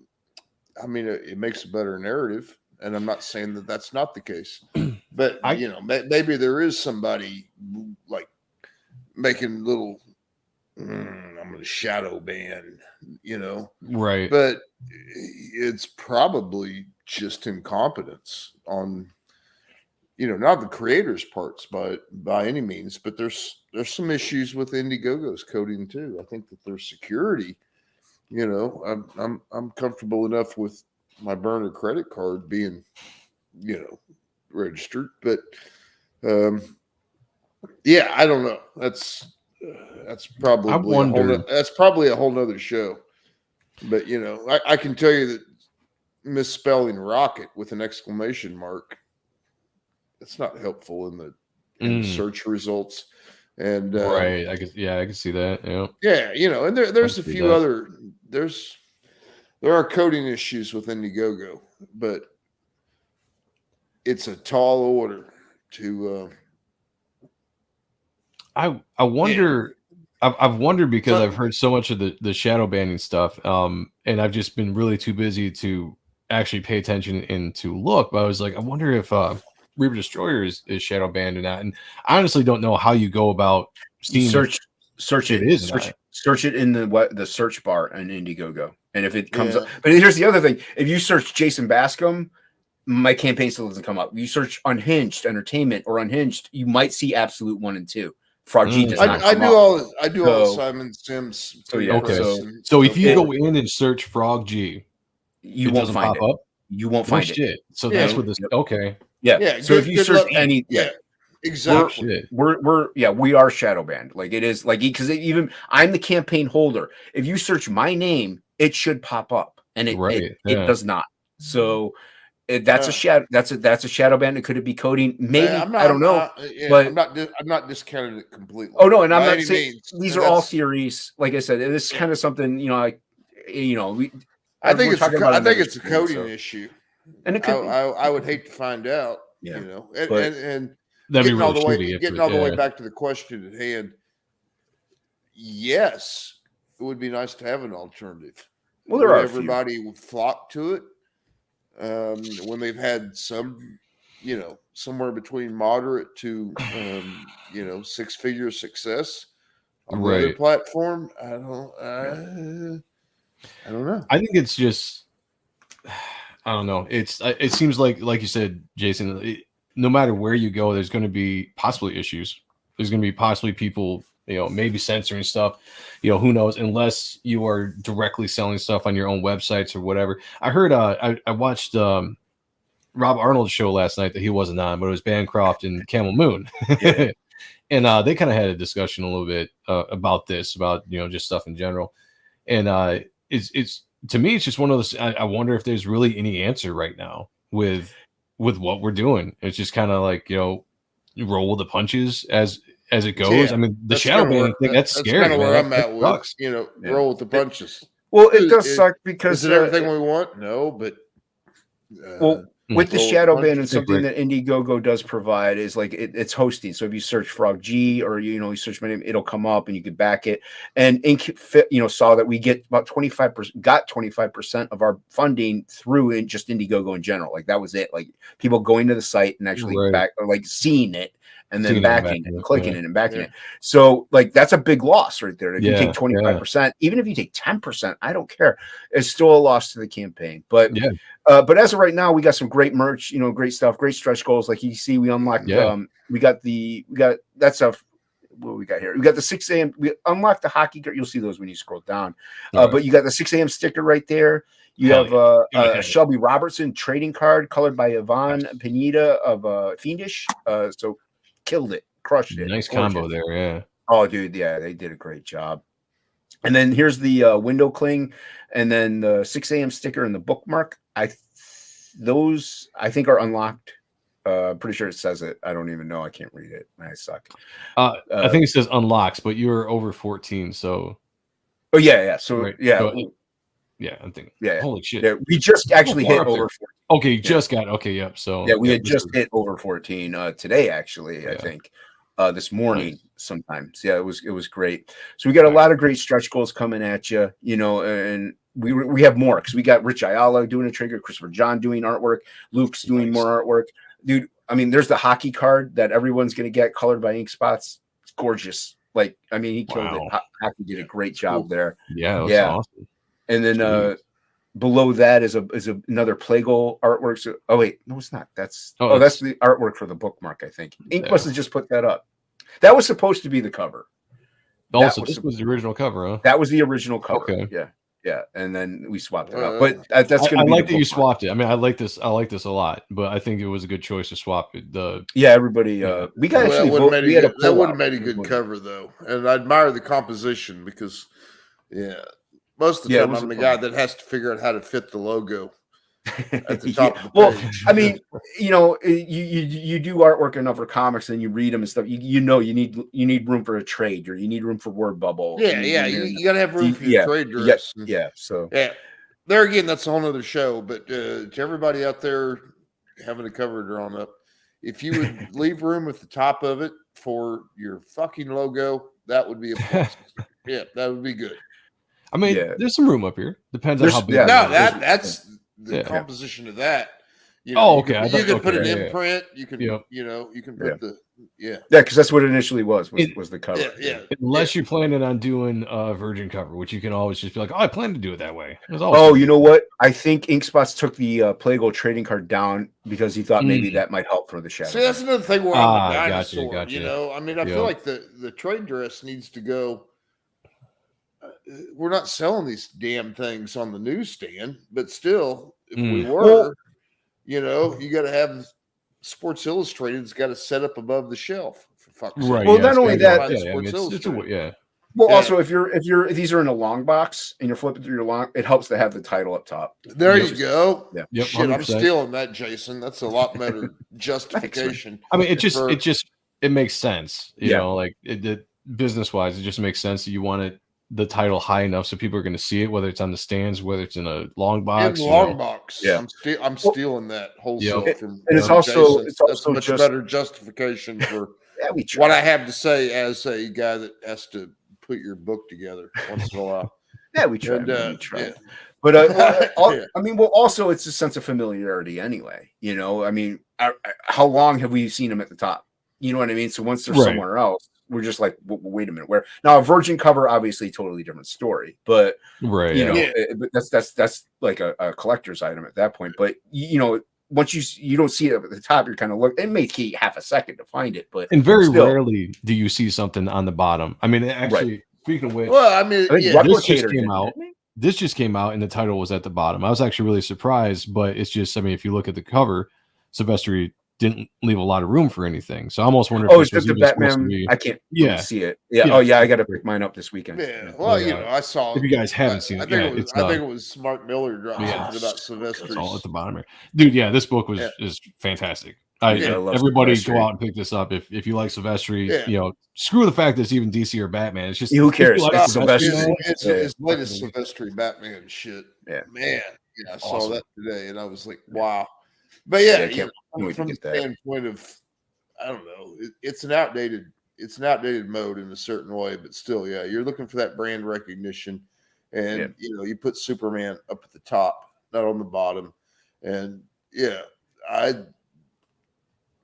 I'm in favor of this cover or the other cover, but I don't think it's within, both are great. I don't think it's within the artist's nature to draw the primary character.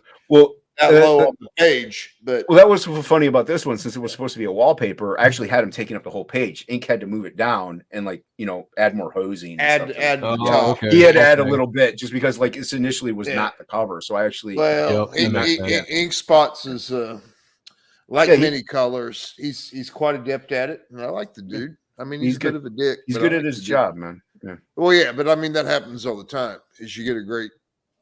You know, from the pre-press side of the equation, guys don't plan on. When I was doing more mainstream magazines, guys would shoot the motorcycle or the jet ski or something like that in the bottom of the frame because they knew that, you know, it said Watercraft World over the top. You know, they wouldn't center the hot chick riding her jet ski. They would move her down in the frame so you could have that blue sky, and then you could do your logo thing.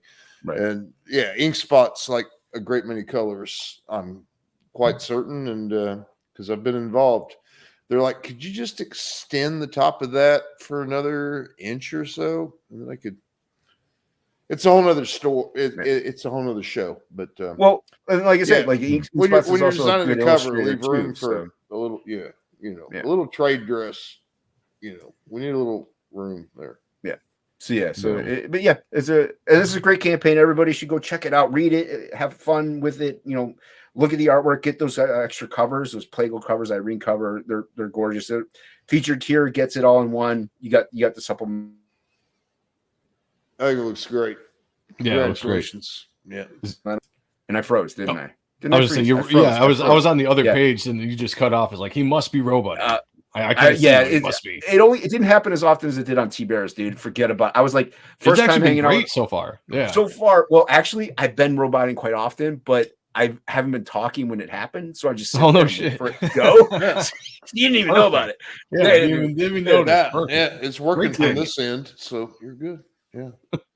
Let's take a look at the trailer here. If I can, yeah. We've all read the story. The brave hero conquers the diabolical villain and rescues the damsel in distress. But this is real life, and in real life, stories don't always have happy endings. Frog G, the story of a man turned into a frog by a voodoo priestess sent on a mission to kill a god by death itself. Now our hero must roam the underworld to regain his humanity and win back the woman he loves. I never get sick of seeing that, dude. Pedro killed it. Yeah. Pedro did it. Okay, I was about to ask who did it. Pedro did it, and then Luke did the voiceover. So yeah, that was Luke. Yeah, it was Luke, man. Everybody needs to hire him up for some vocal work. That sounded very good. You got that deep voice, you know. You can he can get that gravitas down there. Yeah. So yeah, I love that trailer, and I never get sick of seeing it, man. It's a fun one, and that's what trailers should be. It makes you want it to be a cartoon. Dude, every time I see it, I'm like, Frog G can be a cartoon. Yeah, we're on Adult Swim or something. Or, that's not around anymore, is it? No, it's not. Back when that was a thing. Back when it was a thing, yeah. Like it's on HBO Max, I think, has an Adult Swim section. But why do we have to live in a world where that's not a thing? What the hell? But yeah, dude, fun project. Get the feature tier. You get everything, and you're good to go. You could add the hat on if you want to check out too. So. You're at 196 backers, a free refresh. Didn't get any today, but that's all right. Everybody go out and back this. Well, like I said, we're doing these to get eyes on it. We're shadow banned, right. So we want to get eyes on it. The links are there. You can click them, so that way at least you can get out there. You don't have to worry about searching it and thinks you won't find it. So yeah, it sucks. You guys are shadow banned, man. Yeah, especially now that I know exactly what it was, because I kind of wasn't sure what it was. Like I've heard people talk about it, but I've been busy doing other things, And that's the first time I've actually had to explain what it is. Yeah. 75 backers, 18 days left. Is this the first? You guys are both in the first 30, right? I'm in my second 30. You're in your second. Okay, that's right. Shit, man, time flies. Yeah, time flies. I'm probably only doing the first 30. So you only gonna do three or do one run, huh? Well, let me get all my ducks in a row. And print runs being what they are, that's a bunch of inside baseball talk that we can do after nobody wants to hear all the. But yeah, I think I'm just doing 30 because ultimately, I want to do this thing more often. If the market won't bear it, then I certainly won't be. But right, I mean, it's. You guys are putting a tremendous amount of time and effort into producing a comic book. I want to be in a position to put you both in the next rocket and, be like, if you haven't seen this, look at this. And it doesn't actually take me as long. I mean, it's no small undertaking. I used to have a staff and a wallet full of corporate credit cards, and I don't have those things anymore. And that sucks. Right. That changes the dynamic a little bit. I would give some part of my anatomy, the left side, to be able to picture a recorder at my assistant editor and be like, for the next 3 days, you're going to transcribe this 3-hour tape of me and Art T. Bear talking about playing in bar bands. Right. There'll be a little comic shit that I'll pull off on. But I mean, make life easier. Yeah. Anyway, I don't know. Yeah. I do digress, but it's probably a 30-day campaign. Get on in it. I'm not get on in it. Well, 18 days then, guys. 18 days left. Get it now. 18 days left. Yeah. I would appreciate the support so that I can get it to you. Yeah. 6 a.m. said first rocket was really good. Looking forward to this one. There you go. And Rick said, keep it up. Get that money. Get that money, man. That's right. Get that money. Crack, crack, bow. I'm not transcribing shit, Steve. All this does have the esteemed role of editor at large. Not to worry, Hux. I'm not gonna have you transcribing. Yeah, that's for assistant editors. You're editor at large. That's the guy that gets paid the most and doesn't have to show up at the office. So you're good to It's go. a job everybody wants. Right. Oh, I miss those days. days. Yeah. Before we get out of here, guys. Reaper Destroyer. is actually I gotta refresh this. It's dope. Is creeping up on the 55K mark. Hell. Thank you to the 832 backers on this campaign. It's Get been that absolutely destroyer amazing. tier. Yeah, get the destroyer tier. It gets absolutely everything, including this dope ass fucking Reaper Destroyer, good. Dale Keown, homage to Pit number 1 that we dropped last night with Chance Wolf coming back and doing the logo, Joe Chiodo doing the colors, and obviously Dale knocking it out of the park with the art. This was Those an guys absolute are dream come those guys are true. okay. Yeah, they're all right. If you like that kind of stuff. If you like that kind of stuff. Okay. But this was an absolute dream come true working with these guys on this cover. To have these guys that did Pit come back for the first time since Pit to jam on a cover together and have it be this cover was crazy. I mean, you're talking about an absolute dream come true. So I remember when my nephew Phil got the Keown cover for, and I was just like, how did you do that? I was like, what the hell? But it's sick. It's amazing. Ooh, it looks fantastic, and it's really, really cool. And all of a sudden, you find yourself in that position where you can access works from guys that you've been reading their stuff for years, and now you got a little piece of it. It's geekdom. When Pure we were geek on, out.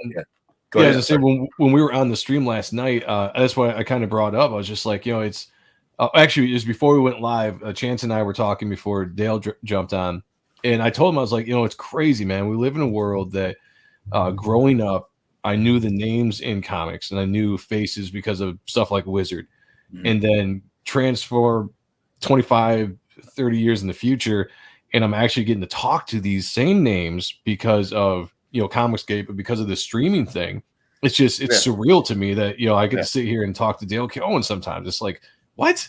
Yeah, like, holy wild, shit. I said this last night. I was like, go back and tell the 12-year-old me that would be happening, and it would blow my mind. I read about Billy Tushy taking his ZX-7R onto the deck of a aircraft carrier in Wizard, and then where else do you jump forward a decade or two, and now I get to talk to Billy about motorcycles for an hour. That's cool. Well, I guess we have to bring this back around to something we could put in the magazine. But all these guys cool. we've had a chance to talk to is it's absolutely insane amazing to me. Rick wants me to show the statue. He also wants me to show Jason's piece. I got to find Jason. It's in a file. I got to find it. But this is no. Go ahead, Joe. This is the statue. I've got a black version and a gray version of this. I'm trying to up the sales. I think I've only sold like 5 of these, but this is the statue.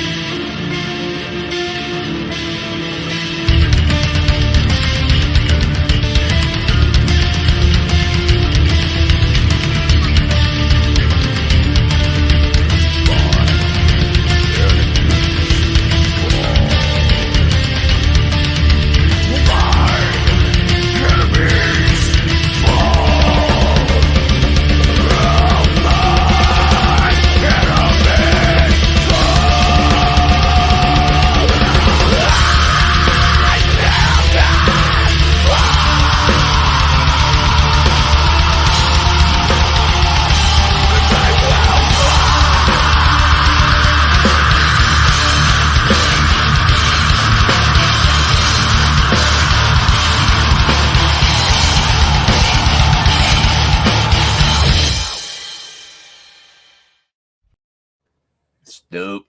And I can't find it. Yeah, totally dope. Who was your who did that for you? Who was your modeler? That was Cyberpunk. Wait, and Cyberpunk. That looks like a McFarlane piece. Shadowpunk, right? Shadowpunk. Thank you. I was like, that's not right. It's close, but yeah, right. It looks fantastic. It looks like a McFarlane piece. It looks great. Everybody, that destroyer tier hits 60 backers. My piece gets auctioned off. It does. It does. Rick, fuck, I cannot find it. I thought I had it in the file. Dude, it would take me forever to find. You know, you were talking about your Salamandroid and Cyberfall. 3D Robin. Let me throw this out there because I go for it. Mentioned the shit, but 3D Robin, you know, he did all the logo work and he provides me with the assets to do the design layout for Rocket, and he's an excellent sounding board. Having given him his appropriate dues, I just hanging out with that dude. He's sharing his screen and he's modeling the Salamandroid thing for Ethan. Nice. It was like watching Saturday morning cartoons. It was just like, it was so cool. You know, I mean, I'm pretty adept at Photoshop, but he's doing shit that's like way above me. And it was like watching Saturday morning cartoons, watching him model that stuff. But yeah, it looks like some McFarlane stuff, man. That looks fantastic. Yeah, he Shadowpunk, going to get it right this time, went off of the Ashcan cover that I had out. Get at the bottom here. Took that as inspiration and did that and made it into the statue. And when he showed me, I was like, holy fuck, dude. Like, that is awesome. We got Rick sent a member chat, said if the Destroyer tier gets to 60 backers, one lucky backer will get the tier. We will have a chance to win the Jason Bascom original art of Reaper Destroyer, which fuck I cannot find. And I'm so pissed off. Like, I got so many files or so many pictures and files around here on my computer. Oh, maybe I found it. You got it? I think I have it. I'm like, I hope that's it because, like, I'm like you, dude. I have so many things everywhere. Like, screen. I'm just gonna share the whole screen. I don't care. All right, there we go. Okay, yep, here it is. All right, there we go, guys. This badass piece that Rick Saylor went out and commissioned for the campaign. So shout out to Rick Saylor for this. And it was all Rick's idea to try to get the Destroyer tier up to 60 sold. And if that gets to the 60 mark by the time this campaign's done, and I'm going to be working on this campaign throughout the year, throughout the early part of next year, hopefully trying to get it out by July, then this is going to go up for a raffle between the Destroyer tier backers. So one of those 60s will walk away with this if we reach that. So that's an awesome thing that Rick did there. Yeah, and it's a badass piece, man. Thanks, dude. Yeah, Rick's a good dude, man. And hey, I think if he keeps it though, if it doesn't get rattled, which I don't think he'll mind. But he said the same thing to me too, because he was all excited one day telling me about this, and then when he actually got it in his hands and he actually saw it, he was just like, "Shit, dude." He's like, "Now I don't want to give it away." He's like, "So if this doesn't reach 60, he's like, I'll gladly keep this." He's like, gonna absolutely, man. Yeah, he'll be picking it up in person in 2.5 weeks. So nice. Yeah. So Yeah. Rick, Well, me, dude. Yeah, I'm sorry to tell you, Rick. You seem like a really good dude, but it's going to hit 60, and you know, we'll see. Well, congrats to both of you. You know, I mean, to you, Joe, and to you, Jason, for the. Thank you. I mean, we talked about it briefly in the green room before, but this is not the most. The success that you guys have shown on a relatively flat market with books that are, you know, have a look at this. Congratulations to both of you. You know, thanks. I love seeing it, man. I love seeing it. Like it's, I mean, I've said it before. Like I think if you give something that the people really want, as far as producing a great looking book, great looking character design is a big thing too. I noticed that when I started showing off the character design for Reaper Destroyer, I liked it because I designed it, you know. So of course I thought it was cool. But it wasn't until like I actually started getting feedback from people and people were like really digging the design that I realized I'd actually struck on something that people visually liked and wanted to know more about. You know, it's the same thing with Frog G. You know, it's got those unique character designs. When you see it, you're like, oh, that's cool. You're like, I want to check this out. Yeah, it's cool. It's unique. It's got a draw to it. You know, and again, this was a market 2 or 3 years ago. It was probably relatively easy to make a cannonball splash into the pool. Both you guys have done it. So, yeah, good for you, man. Came in like a wrecking ball. Came in like a wrecking ball. I could do without that. I can't believe you made me do that. Play that Pantera song. I knew it. again. I knew it'd happen. Yeah. Yeah, I'll do it on the outro. But before we get out of here, Jason, where can we follow you at? Your work, your YouTube channel, all that kind of stuff. All right. Follow me at Unhinged Ent on the Twitters. YouTube, I'm Unhinged. On Tuesday nights, I know it's opposite Joe at 9:15. Luke and I do topicless. Hey, swing back and forth between shows. Absolutely. Yeah, and you have a that lot of ability to just open up another window and you can watch both the show at the It's- same time.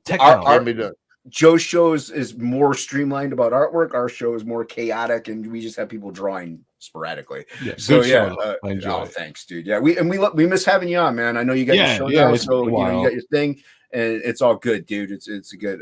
And yeah, so yeah, just you can follow me on those platforms. And back for our G, get it out here. Do it today. Today. Steve, what about you? Where can we follow you at? He's so good at that last bit. I'm going to go on about this in the post show, but he's so good about that. Just back for OG. Back it. Yeah. Back today. Buy my book. Yeah, I'm the real Steve Dye. I am available for pre-press and editing work. And meanwhile, I'm putting out this humble little publication. It's called Rocket, and it's to bring attention to these guys. And Hell yeah. yeah, I gotta get you both in the next issue, and that will be even more feasible. If thanks for having me on, Joe, and if some people would like to back this one, I'll do another one. Absolutely. So everybody, make sure you That's back not it. nearly as emphatic as Jason's clothes. Oh, it's good, bro. I got to work on it. Straight and to the point, man. You get the point out there. Buy my book. Succinct. Fuck's Yeah. sakes. My book. Get Rocket. Blast off with Rocket. Get it today. Oh. There you go. Links are below, everybody. You can check I'm out just the gonna links clip in the that. information below down here, even for Irene's book, who, yes, she missed Yeah, the she's show. okay. Whatever. She doesn't have to show up with us. I'll hacks talk here. to her. We'll get All it. of But like I these said, things- these I'm going to put things the are guilt trip on. predictable, and I heartily guilt trip. endorse the I'm going to put the guilt trip on. Dude, Yeah, put the guilt on. Irene falls for those guilt trips. I was just going to say, I'm already working on a strategy right now to make it work. for my Entirely benefit, predictable. so. You know what? That's the way to go. I think it's because she doesn't like me. I think that's what it might. I think she has. I don't think she likes me. Oh, okay. I want to bring that up. Like, do you hate Jason? Do you not like? Why do you hate Jason? I was like, well, yeah. Why do you hate Jason? Why? I'm sure you'll lose a lot of Lovable guy. All right, everybody. Thank you so much for coming on, Hail guys. the It was chat. a fun show. Hail the Yeah. chat. We will see you Yeah, all thanks next for the Tuesday chat. for Appreciating Comic Book Art Live. Wow. Until then, take care of each other. And as always, picture me naked. Talk to you later. Delicious.